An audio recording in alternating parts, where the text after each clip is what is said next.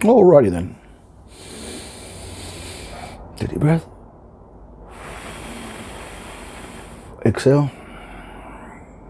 It's very difficult to get started. It's just so many things go on. But calming the mind, taking a couple deep breaths, 3-6-9 breathing, which is in for 3, hold for 6,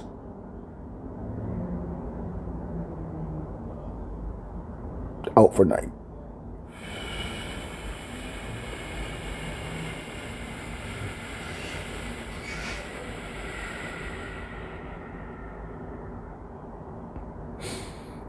Just like that. So today, guys, we're gonna be continuing. We've been doing a series in the chakras. Today, what we're gonna do is gonna be, so we did the root chakra. Just to recap, root chakra. We did the sacral chakra. Now we're doing the solar plexus chakra, which is 6 inches above the knees. And but before we get started, before we go that route, a few things that I do want to recap in regards to what I did miss on the last one. I'm not sure which chakra was this one, but it mentioned something about struggle, like, struggle, and it mentioned also like that how people suffer type of thing. And I do want to point out that it's attachment. Attachment is the root to all struggling. It literally is, if you really think about it. Because when you become too attached to something or to somebody or to a certain item or materialistic stuff, once you lose it, you're going to suffer. You're going to hurt. That's where attachment is the root for all suffering. If you really just think about that for a second, let it sink in there. But just understand what attachment is and what's the best way to handle it. Now, I know Jay Shetty mentions a very, very good way. If I can find his little clip, I'll go ahead and add it on here, or at least on top here or something, in regards to what a detachment is. And from what I understand off the top of my head, it's not about letting go of something. It's about being able to be a part of it, near it, or next to it without letting it affect you. Something like that. Something along those lines. There's a beautiful verse in the Bhagavad Gita that says that detachment is not that you own nothing. Detachment is that nothing owns you. And I love it, because to me that summarizes detachment in a way that it's not usually explained. Usually people see detachment as being away from everything. Actually, the greatest detachment is being close to everything and not letting it consume and own you. And that's real power, that's real strength.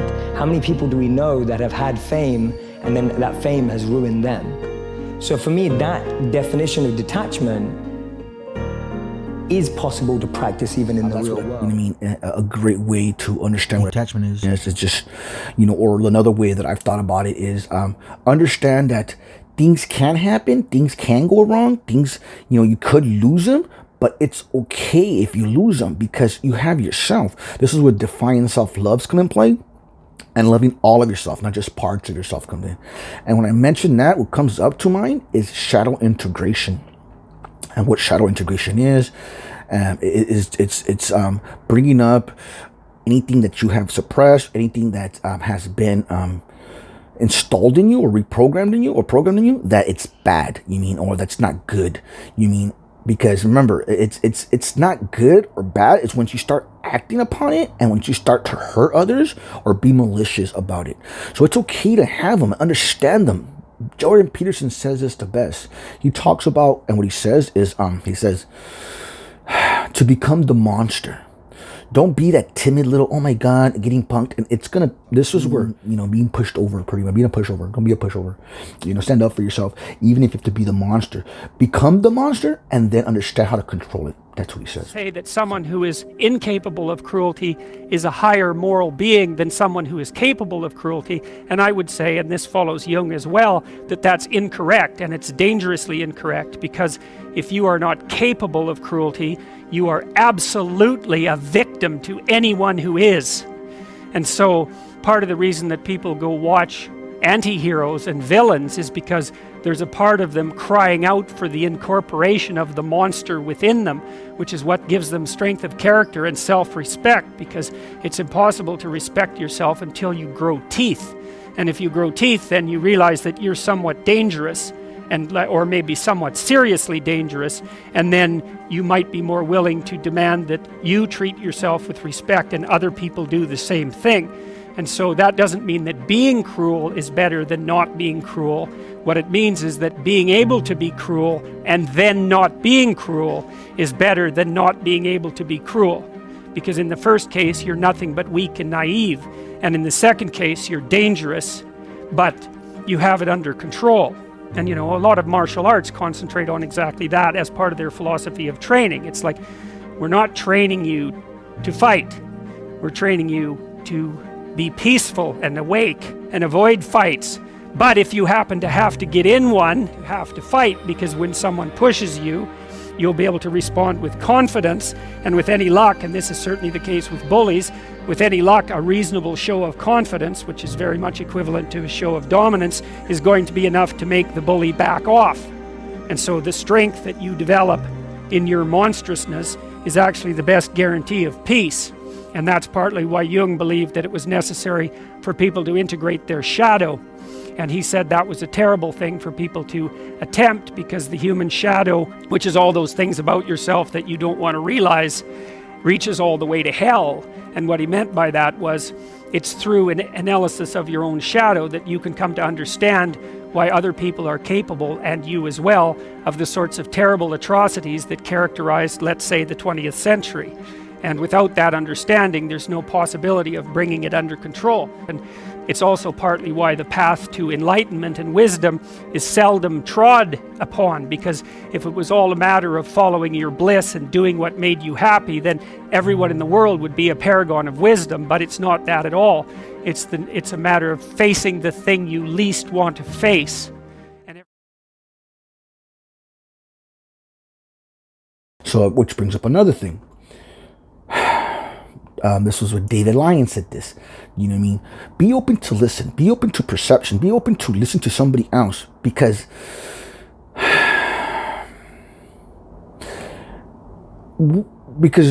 you're letting go of old ideas, letting go of old habits, and able to listen. Because remember, he doesn't say this part, but it goes based upon what he said, which is, if you think you know everything, you're never going to learn. You're never going to grow, because you know everything. So get the mentality that you know everything. You can't teach something to someone who thinks they know everything. Something like that. Which goes back to what David Lyon said. What the second talking about? What David Lyon has said about being open to perception, being open to other ideas, being open to listen. And listen to it and make it your own. That's very, very important. It's making it your own. Do what works for you. Which reminds me of when I was talking to the medicine man, my medicine man. That's the thing. I was talking about breath work, and he tried it. He said he didn't like it, or it wasn't for him, or whatever. Which I understand, because it's not for everybody. Which is completely fine. I mean, it's not. I didn't take it personal. It's not for him. And this is what David Lyon mentions, is like Reiki. Reiki was made by somebody. Somebody came up with it and gave it the name, the Reiki. And once you start just to focus on like what other people are doing, it's okay to listen, follow. Like I said, learn from here, learn from there, learn from this person, and make it your own. Design it your own. Do it what works for you. What is it that motivates you? What is it that triggers you to become the best version of yourself? See, triggers don't have to be a bad thing. It could be a good thing too. Triggers, which is like something that motivates you, something that likes to fire up your ass, or as David Lyon calls it, a fuck yeah moment, or as Master Shri Akashna calls it, which is an aha moment. It's just whatever brings out the best of you, and become the best version, not of yourself, not of somebody else, of yourself. And this is where it comes, is always try your best. This is from the 4 agreements. The 4 agreements with Don Miguel Ruiz. Let me slow it down. Slow it down, Johnny. You're talking too fast. Because I start to go in a flow, and it just naturally comes out. So I just talk like that, I guess. I talk fast. I don't fucking know. Or maybe you just listen too slow. Maybe you listen just too slow. But the whole point, what I'm trying to say is, make it your own. And I had a good point on that, dude. I don't even know what the fuck I was saying. But okay, guys, so I just wanted to add that, or I'll just probably make this an own video of its own, in regards to what I have missed in the chakras so far. I'll probably add this, and then I'll continue with the other one, because I don't know, guys, if I can get this video out today, because it's already 12, it's noon. My son just went outside to play with his friends, so I get a chance to, do what I want to do, because my son comes first. Why my son? Well, I come first in the sense when it comes to my health and stuff like that, but because if I don't help myself, how can I help him? So, but right now, like, since it's shared custody, I'd like to take full advantage. But I do have 3 weeks with them, so I can't really complain. And thank you, Judge, for helping me with that one.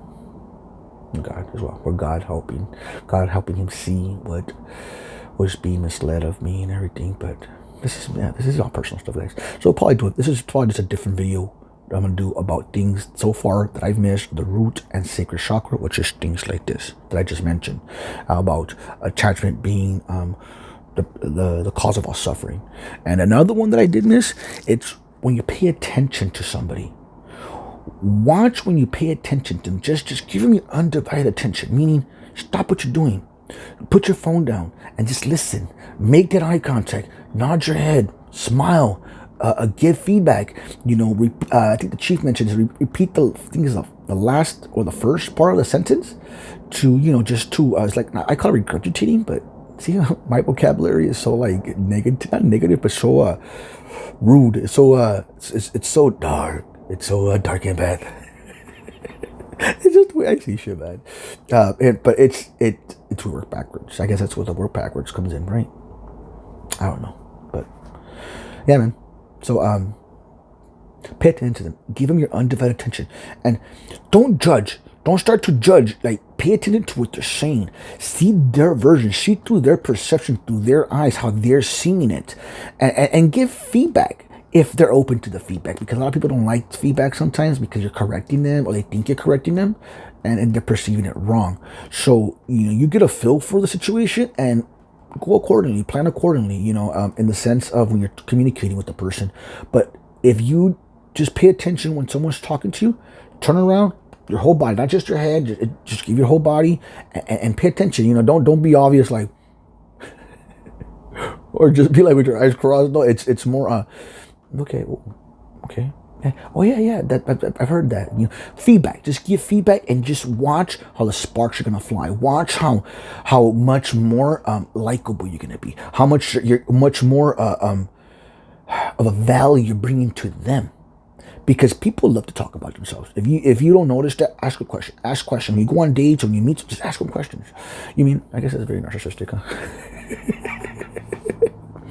But I'm just giving you a heads up, guys. I'm just giving you guys, but I'm already 11 minutes in, and I haven't got to my chakras yet. So let's stay focused here, and let's get it going, guys. So if you haven't hit like and subscribe, please do so, and let's go on to the chakras. So see you in a bit.